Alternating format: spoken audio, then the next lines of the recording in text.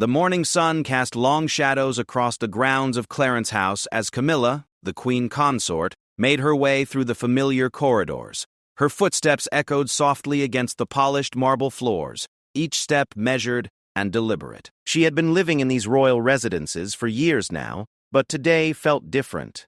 There was an unusual tension in the air that she couldn't quite place. Camilla paused at the large window overlooking the gardens, watching as the gardeners tended to the pristine flower beds. The sight usually brought her comfort, but today her mind was elsewhere. She had been expecting Prince William for their scheduled meeting about upcoming royal duties, but something in his tone during their brief phone conversation yesterday had left her unsettled. The staff moved quietly around her, their usual cheerful morning greetings replaced with cautious nods. Even Mrs. Henderson, the head housekeeper, who had been with the royal household for over 2 decades, seemed more reserved than usual. Camilla noticed how the woman's eyes darted away quickly when their gazes met. "Your Majesty," came a soft voice from behind her. Camilla turned to see James, one of the younger footmen, standing at a respectful distance. "The morning papers have arrived, and your secretary has left some correspondence on your desk." Camilla nodded but made no immediate move toward her office. Instead, she continued to gaze out at the gardens, her mind racing with possibilities.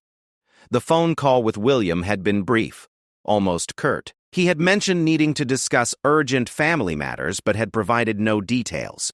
This wasn't like him at all. As the morning progressed, Camilla found herself increasingly restless. She attempted to review her correspondence, but the words seemed to blur together on the page. Her usual morning routine of reading through briefings and preparing for upcoming engagements felt mechanical, lacking her typical focus and attention to detail. The clock on her desk chimed 11 times, marking another hour closer to William's arrival. She had expected him by now, but there was still no word from his security team about his departure from Kensington Palace. This delay only added to her growing sense of unease.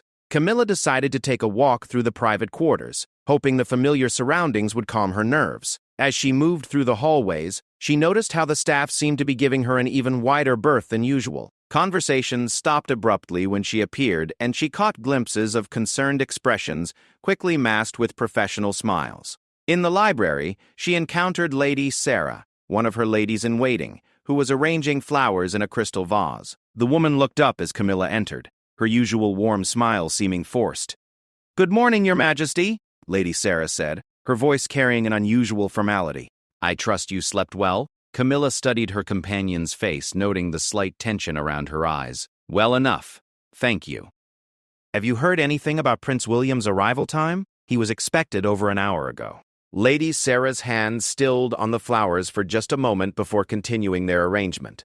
"I'm afraid I haven't received any updates, Your Majesty. Perhaps his schedule was delayed by other commitments." But Camilla caught something in the woman's tone, a careful neutrality that suggested she knew more than she was letting on. This realization sent a chill through her, and she excused herself from the library, her mind now racing with possibilities she didn't want to consider. Returning to her private sitting room, Camilla tried to distract herself by reviewing her upcoming schedule. There was a charity luncheon next week, followed by a visit to a children's hospital, and then the monthly meeting with various patronage organizations. These were the kinds of activities she had grown to love about royal life, the opportunity to make a real difference in people's lives. But even these usually engaging prospects couldn't hold her attention today.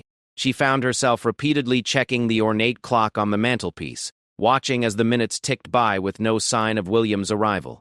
The silence from Kensington Palace was becoming more ominous by the hour. At 12:30, Camilla decided she could wait no longer.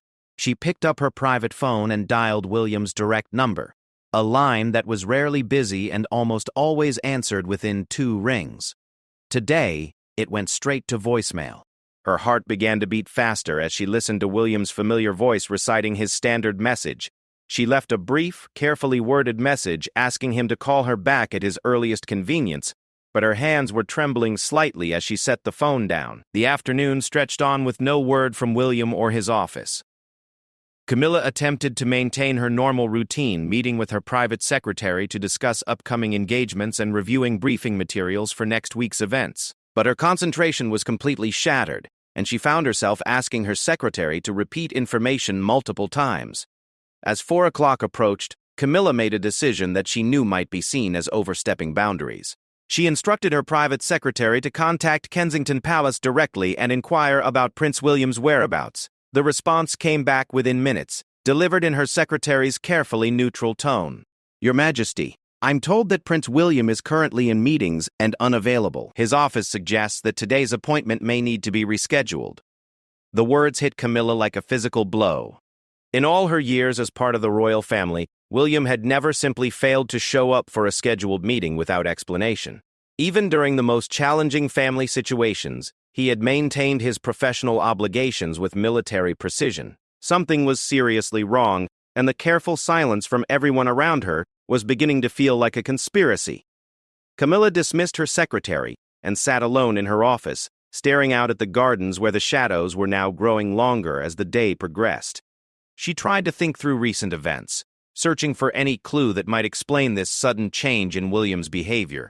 Their last few interactions had been cordial, if not warm. There had been no disagreements, no controversial decisions that she was aware of. Yet something had clearly shifted, and she was being kept in the dark about it. As evening approached, Camilla made another attempt to reach William, this time through Catherine. But when she called Kensington Palace and asked to speak with the Princess of Wales, she was told that Catherine was also unavailable and would return her call when possible. The isolation was complete now, and Camilla felt a growing sense of panic. In the space of a single day, she had gone from being a respected member of the royal family to feeling like an outsider looking in. The staff's behavior, the canceled meeting, the unreturned calls, it all pointed to something significant happening behind closed doors.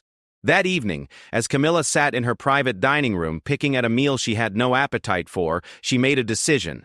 Tomorrow she would go to Kensington Palace herself and demand to know what was happening. She had waited long enough for explanations that weren't coming. But as she prepared for bed, Camilla couldn't shake the feeling that whatever was coming would change everything. The comfortable life she had built within the royal family, the respect she had worked so hard to earn, the relationships she had carefully cultivated, all of it felt suddenly fragile and uncertain. She lay awake for hours, staring at the ceiling and replaying every recent conversation, every interaction, searching for the moment when things had begun to go wrong. But no matter how hard she thought, she couldn't identify the source of this crisis that seemed to be building around her. Outside her window, the grounds of Clarence House were quiet and peaceful, bathed in moonlight. But inside, Camilla's world was beginning to shift in ways she couldn't yet understand, setting the stage for a confrontation that would test every relationship she had built within the royal family. The clock struck midnight, marking the end of a day that had changed everything, even though she didn't yet know how or why. Tomorrow would bring answers, but Camilla had a growing fear that those answers would be more devastating than the uncertainty she was currently enduring. As sleep finally claimed her, Camilla's last conscious thought was a prayer that whatever was coming, she would have the strength to face it with the dignity that her position demanded. But deep in her heart, she knew that the comfortable predictability of her royal life was about to come to an abrupt and painful end. The morning brought no relief from the previous day's anxiety. Camilla woke before dawn, her sleep having been restless and filled with troubling dreams she couldn't quite remember. She dressed carefully, choosing a conservative navy blue suit that projected both authority and respectability. Today, she would need every advantage she could muster. Her private secretary arrived earlier than usual, carrying a stack of newspapers and a concerned expression. The morning briefing, typically a routine affair, felt charged with unspoken tension. As they reviewed her schedule, Camilla noticed that several appointments for the following week had been mysteriously canceled or postponed without her knowledge. "Who authorized these changes?" she asked, her voice sharper than intended. Her secretary, a woman who had served the royal household for 15 years, shifted uncomfortably in her chair. "The changes came from the Palace Communications Office, Your Majesty. I was told they were necessary due to scheduling conflicts with other family members." The explanation felt hollow, but Camilla decided not to press further. She had bigger concerns today. After her secretary left, she picked up her private phone and tried calling William one more time. Again, it went straight to voicemail, but this time she didn't leave a message. At 10 o'clock, Camilla made her decision. She instructed her driver to prepare the car for an unscheduled visit to Kensington Palace. This was not protocol. Royal family members typically coordinated their movements through their respective offices, but desperate times called for decisive action. The drive through London's morning traffic gave her time to steel herself for whatever confrontation awaited. She watched the familiar streets pass by, noting how ordinary life continued around her, while her own world seemed to be crumbling. People waited at bus stops, rushed to work, went about their daily routines, completely unaware of the drama unfolding within the royal family. As they approached Kensington Palace, Camilla felt her pulse quicken. The imposing gates and uniformed guards usually made her feel secure, part of something larger and more important than herself. Today, they looked more like barriers designed to keep her out rather than protect her. Her driver spoke briefly with the security checkpoint, and Camilla noticed the guard's surprised expression when he learned of her unannounced visit. There was a longer delay than usual as calls were made and permissions were sought. Finally, they were waved through, but the delay had been telling. The car pulled up to the main entrance of William and Catherine's residence within the palace complex. Camilla had visited here countless times over the years, for family dinners, meetings about royal duties, and informal gatherings with the grandchildren. The building itself held many happy memories, making today's mission all the more painful. As she stepped out of the car, Camilla noticed an unusual number of security personnel in the area. This wasn't the relaxed, familiar atmosphere she was accustomed to. Instead, there was an alertness, a sense of preparation for something significant. She walked toward the main entrance with as much confidence as she could muster, but her steps slowed as she saw a figure emerging from the building. It was Detective Inspector Matthews, the head of William's personal protection team, and his expression was grave as he approached her. "Your Majesty," he said with a respectful nod, but his tone carried an unmistakable note of authority.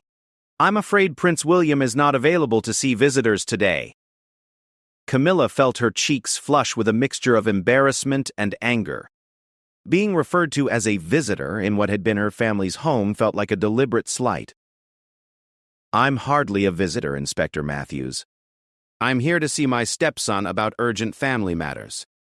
The detective's expression remained neutral, but Camilla could see the discomfort in his eyes. This was clearly not a position he wanted to be in. "I understand, Your Majesty, but I have explicit instructions that Prince William is not to be disturbed today under any circumstances." "Explicit instructions from whom?" Camilla demanded, her voice rising slightly despite her efforts to maintain composure. Before Matthews could respond, she heard the sound of car doors slamming behind her. Turning around, she saw a black Range Rover with tinted windows that had just pulled up.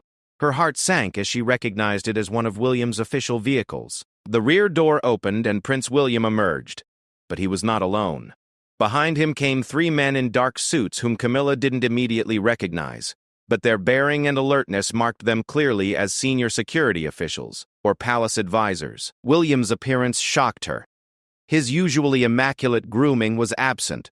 His hair was disheveled, his tie was loose, and there were dark circles under his eyes that spoke of sleepless nights. But most disturbing was his expression, cold, distant, and filled with an anger that seemed barely controlled. He strode toward the entrance with long, determined steps, his companions keeping pace beside him. As he drew closer, Camilla tried to catch his eye, but he seemed determined to look anywhere but at her. "William!" she called out, stepping slightly into his path. "We need to talk." For the first time, he looked directly at her, and the coldness in his blue eyes made her take an involuntary step backward. This was not the William she knew, the man who had gradually accepted her place in his father's life, who had included her in family gatherings and treated her with growing respect over the years. "Not here," he said, his voice low but carrying clearly in the quiet courtyard. "Not now."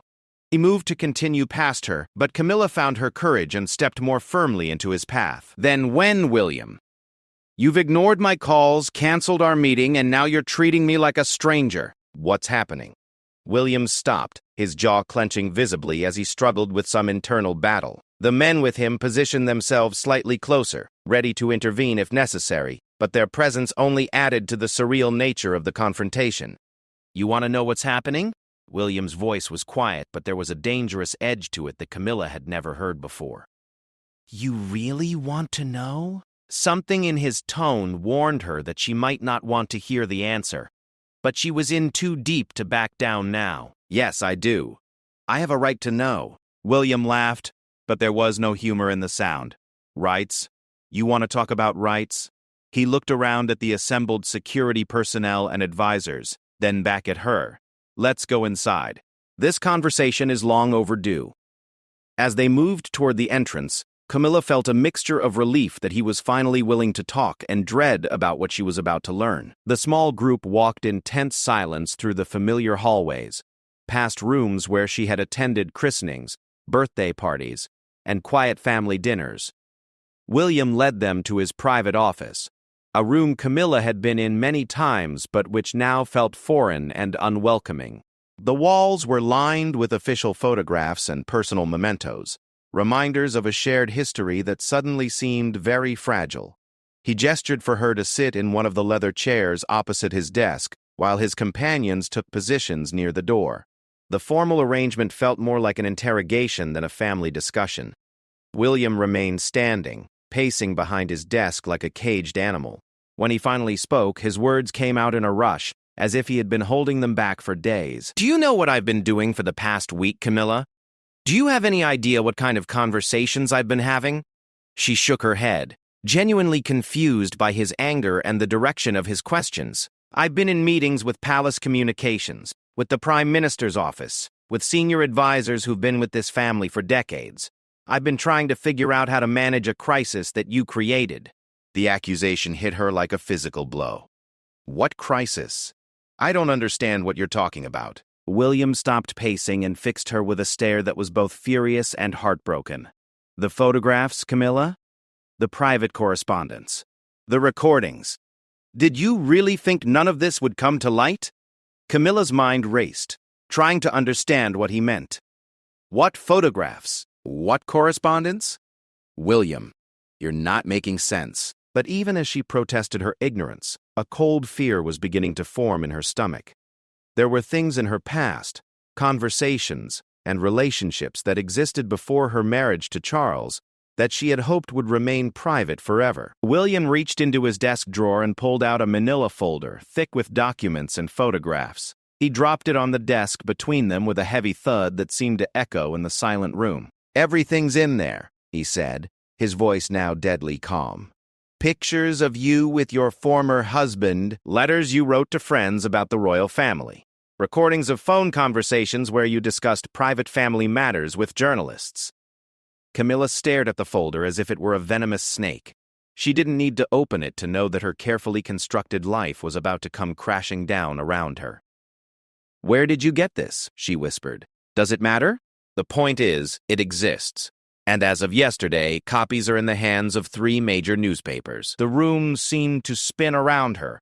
Camilla gripped the arms of her chair, struggling to maintain her composure as the full implications of William's revelation sank in. Everything she had worked for, everything she had built, was about to be destroyed. William, she began, her voice barely audible, you have to understand. No. He cut her off, his anger flaring again. You understand. This family has survived scandals before, but this is different. This isn't just about you anymore. It's about my father, about the monarchy itself, about everything we've worked to preserve. The weight of his words settled over her like a shroud, and Camilla realized that this confrontation was just the beginning of what was going to be the fight of her life. Camilla's hands trembled as she reached for the manila folder, but William's voice stopped her cold. Don't, he said sharply. Don't touch it. I think you've done enough damage already. The harshness in his tone made her recoil as if she'd been struck. This was a side of William she had never seen, a fury that seemed to consume him from within. She looked around the room at the other men present, hoping to find some sympathy or understanding, but their faces remained professionally blank. I need to know what we're dealing with, she said, trying to keep her voice steady. If I'm going to respond to these accusations, I need to see exactly what's been uncovered. William laughed bitterly.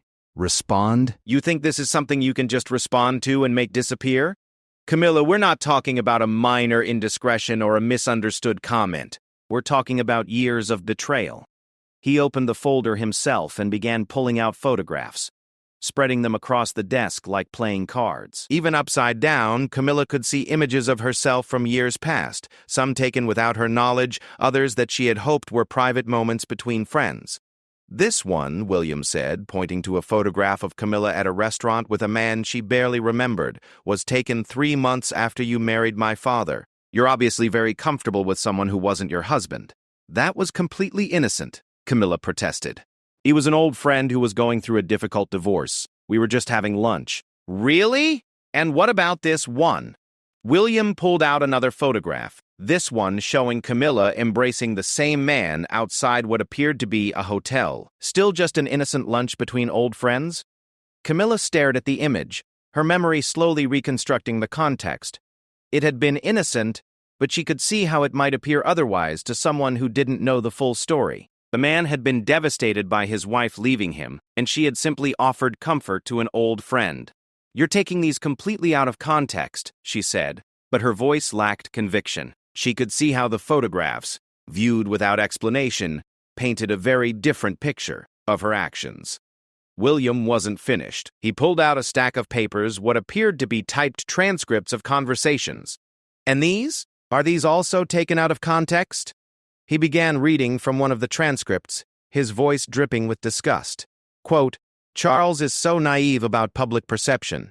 He actually thinks people care about his architectural theories when what they really want is gossip about our private life. Sometimes I think he's completely disconnected from reality." End quote.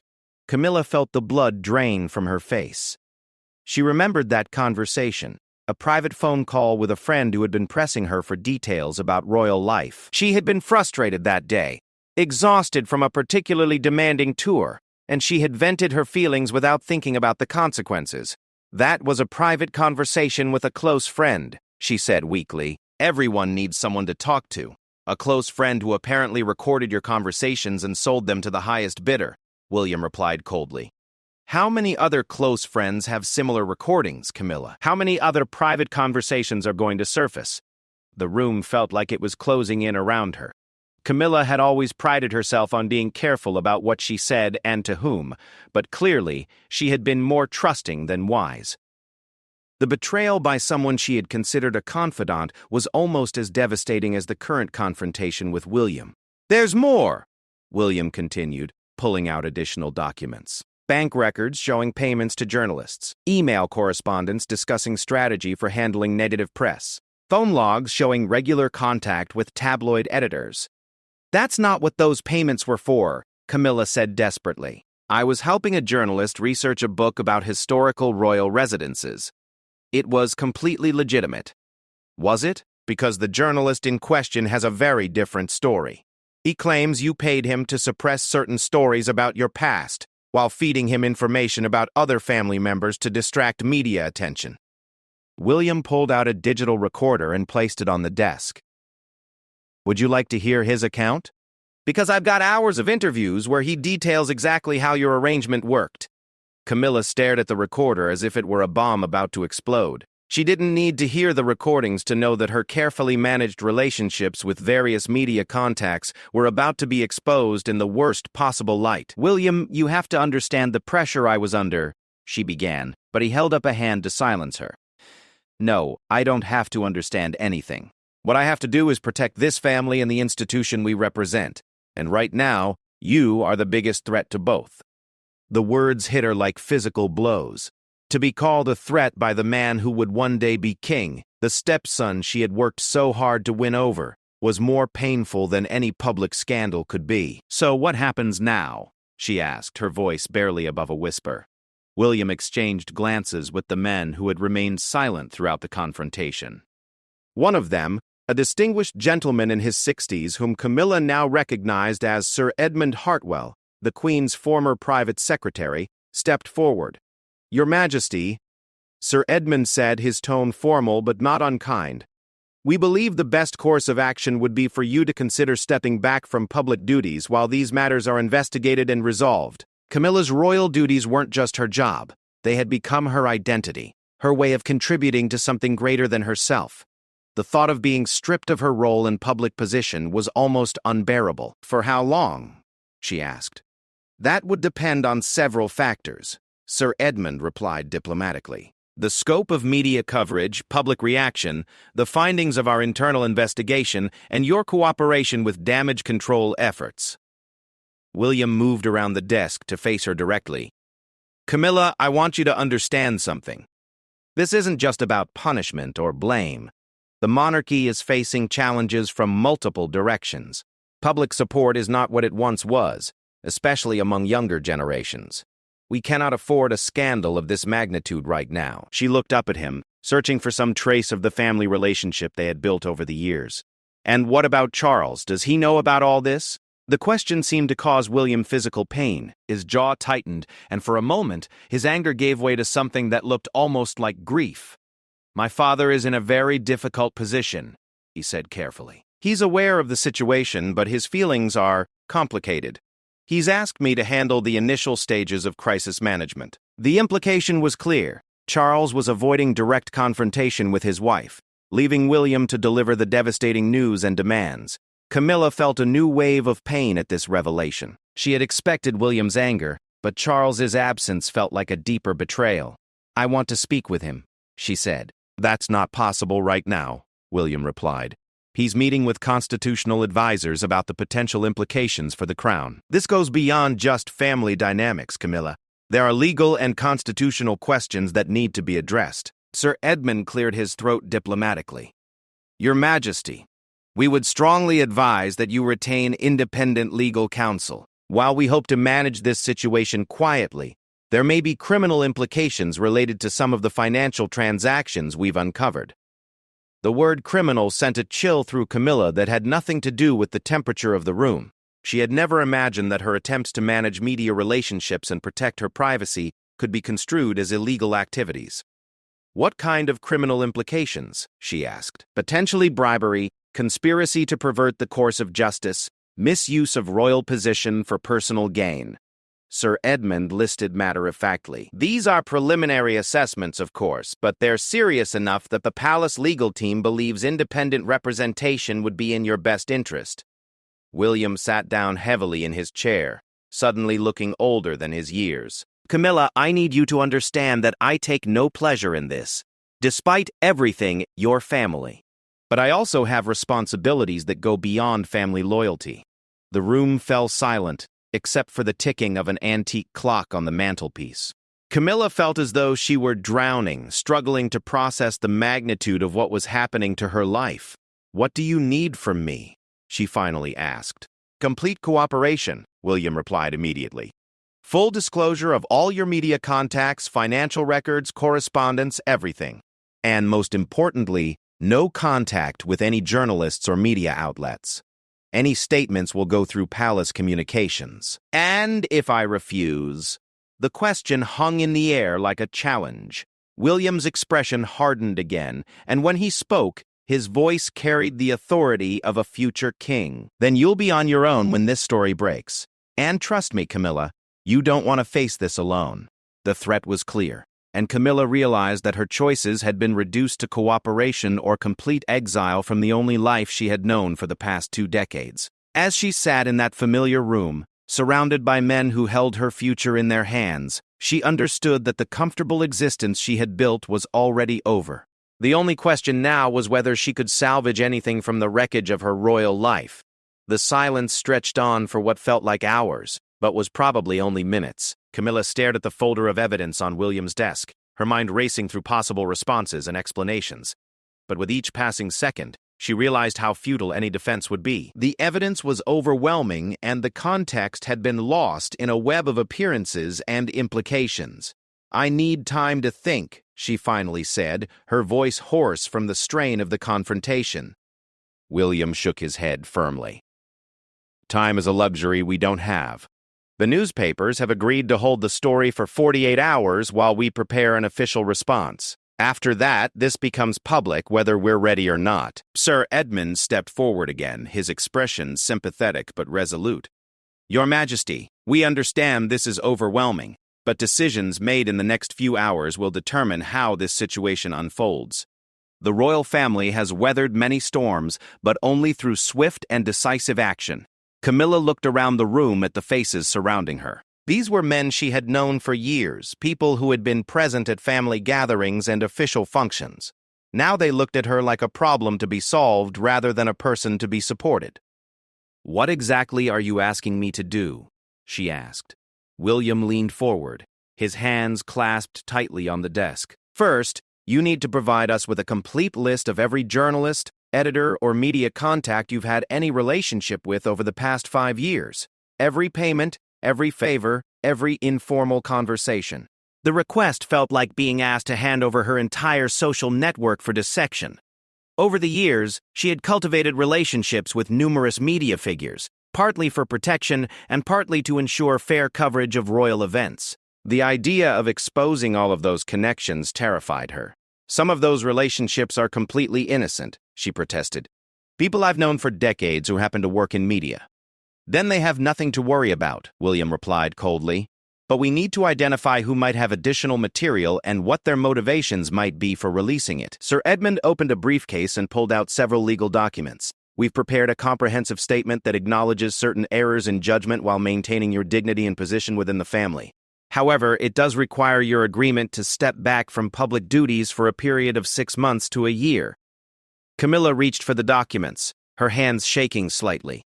As she read through the carefully worded statement, she realized it was essentially a public confession disguised as damage control.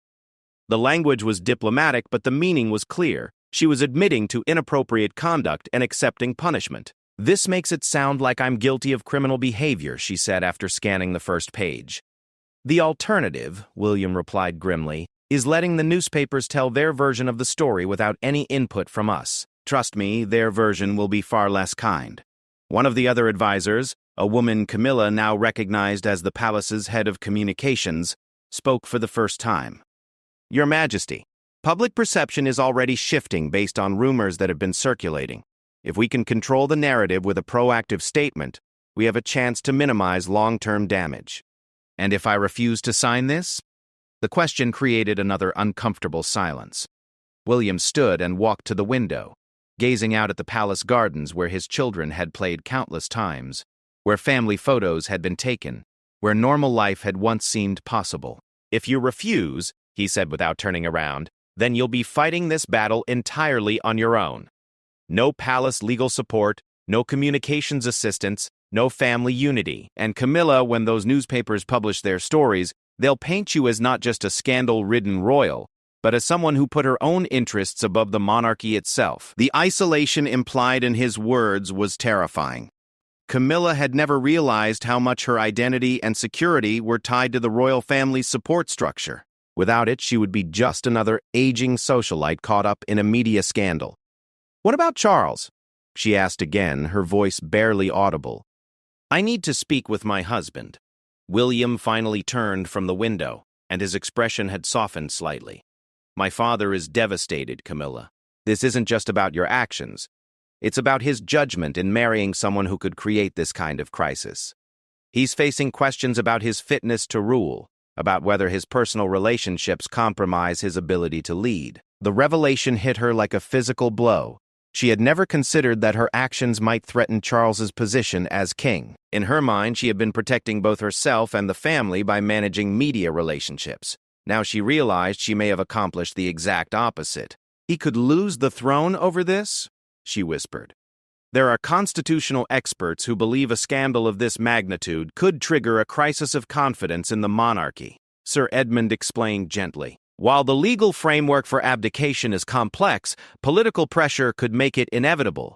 Camilla felt the weight of responsibility settling on her shoulders like a crushing burden. Everything she had done to protect and advance her position within the royal family had potentially backfired in the worst possible way. "I never meant for any of this to happen," she said, tears finally beginning to flow down her cheeks. William's expression softened further, and for a moment, she caught a glimpse of the stepson she had known and loved. "I know you didn't. But intention doesn't change consequence. The monarchy has survived for over 1,000 years because it adapts to crisis and puts institutional stability above personal desires." He returned to his desk and sat down across from her. "Camilla, I'm going to be completely honest with you about what's at stake here. If this scandal brings down my father's reign, it doesn't just affect him. It affects my children, their children, generations of this family who had nothing to do with these decisions. The multi-generational implications had never occurred to her. In her focus on immediate threats and daily challenges, she had lost sight of the historical significance of her role and actions. "What do you need me to do?" she asked, wiping tears from her eyes. William gestured to the legal documents. "Sign the statement. Provide complete cooperation with our investigation. Accept the temporary suspension of your royal duties, and most importantly, maintain complete silence about all of this until we can determine the full extent of the damage."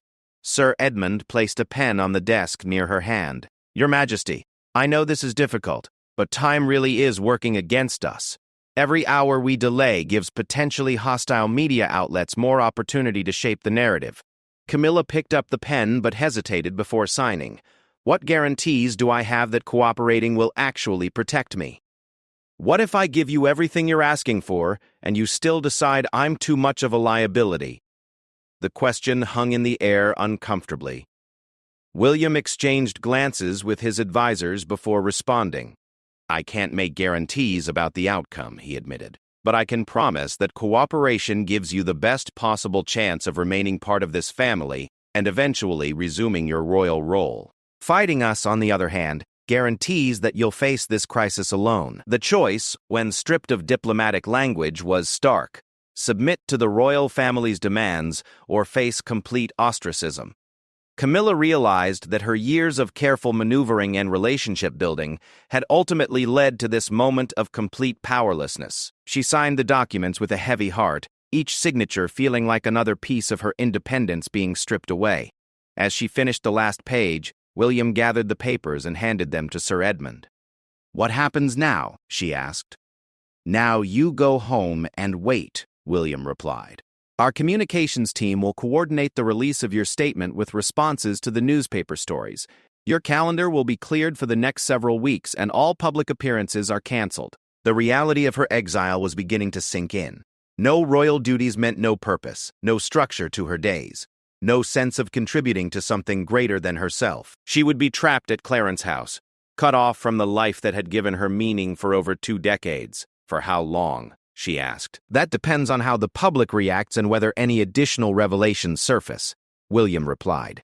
"If we're lucky and the story dies down quickly, we might be looking at 6 months. If it becomes a prolonged scandal," he didn't finish the sentence, but the implication was clear. Her exile could become permanent if the situation deteriorated further. As the meeting concluded and the various advisors began gathering their materials, Camilla felt a profound sense of loss. The relationships she had worked so hard to build within the royal family, the respect she had earned over years of dedicated service, the position she had fought to establish, all of it was crumbling around her. William walked her to the door, a gesture that felt more like a funeral escort than a family farewell. "Camilla," he said quietly, "I genuinely hope we can get through this together, but you need to understand that the monarchy comes first. It has to." As she walked back to her car, followed discreetly by security personnel who now felt more like guards than protectors, Camilla realized that her fight for survival had only just begun. The documents she had signed might buy her time, but they had also bound her to a process entirely outside her control. The drive back to Clarence House passed in a blur of London streets and faces of people going about their normal lives, blissfully unaware that the royal family was tearing itself apart behind palace walls. Within 48 hours, those same people would be reading headlines that would change how they viewed the monarchy forever. And Camilla would be at the center of it all, no longer as a respected royal consort, but as a cautionary tale about the price of ambition and the fragility of power. The 48 hours that followed felt like the longest of Camilla's life. She remained at Clarence House, essentially under house arrest, while palace communications worked frantically to manage the impending crisis. Her phone was monitored, her internet access restricted, and visitors were limited to essential staff and legal advisors. On the morning the newspapers were scheduled to publish their stories, Camilla sat in her private sitting room, staring at the untouched breakfast tray her staff had delivered. She had no appetite for food, knowing that within hours her carefully constructed public image would be destroyed by revelations she could no longer control. At precisely 8 o'clock, Sir Edmund arrived with advance copies of the major newspapers. His expression was grim as he spread them across her coffee table like a pathologist displaying evidence at an autopsy. The headlines were even worse than she had anticipated. Camilla's secret deals. Queen consort's hidden payments to journalists exposed. Betrayal at the palace. Recordings reveal royal wife's true feelings about King Charles. The queen consort's lies. How Camilla manipulated media while playing the perfect royal. Each newspaper had taken a slightly different angle on the story, but the overall narrative was devastating. They painted her as a manipulative figure who had used her royal position for personal gain while secretly mocking the institution she pretended to serve. The palace statement has been released simultaneously, Sir Edmund informed her, his voice professional despite the personal nature of the crisis. We're emphasizing your cooperation with the investigation and your commitment to addressing any mistakes in judgment. Camilla picked up one of the papers and began reading the detailed article. The journalists had done their homework, connecting dots she had never realized were visible, and presenting conversations and transactions in the most damaging possible light. They had even tracked down some of her former friends and acquaintances, people who provided quotes that made her sound calculating and disloyal. "How bad is the reaction?" she asked, though she dreaded the answer. Sir Edmund consulted his tablet, scrolling through what appeared to be social media feeds and online comment sections. Immediate public response is largely negative. The most common sentiments are betrayal, disappointment, and calls for your removal from all royal duties. The words hit her like physical blows. Public opinion had been something she had worked years to cultivate, and seeing it turn against her so quickly and completely was devastating. "What about Charles?" she asked quietly. "Has he said anything?" Sir Edmund's hesitation told her everything she needed to know before he spoke. His Majesty has released a brief statement expressing his disappointment and his commitment to cooperating fully with any investigations. He's maintaining some distance while the situation develops. The diplomatic language couldn't hide the personal betrayal. Charles was abandoning her to save himself and the monarchy, exactly as William had predicted. The man she had married, the relationship she had sacrificed so much to build, was crumbling under the pressure of scandal. Throughout the morning, Sir Edmund's tablet continued to buzz with updates. Television news programs were dedicating extensive coverage to the story. Political commentators were discussing the implications for the monarchy, and palace correspondents were analyzing every word of the official statements. "There's been a development," Sir Edmund said around midday, his tone even more serious than before. "Prince William is being interviewed by the BBC this afternoon. It will be his first public comment on the situation." Camilla felt her stomach drop. William's television appearances were rare and carefully orchestrated events. For him to agree to an interview at this stage meant the situation was even worse than she had realized. What will he say? The palace communications team has prepared talking points emphasizing institutional stability and the need for accountability within the royal family. "I suspect he'll be asked directly about your future role." As the afternoon wore on, Camilla found herself pacing through the familiar rooms of Clarence House like a caged animal. Every space held memories of her life as a royal, from intimate family dinners to official receptions with foreign dignitaries. Now those memories felt like artifacts from someone else's life. At 4 o'clock, she sat in front of the television to watch William's interview. Her stepson looked composed and dignified as he faced the BBC's most senior royal correspondent, but she could see the strain in his eyes.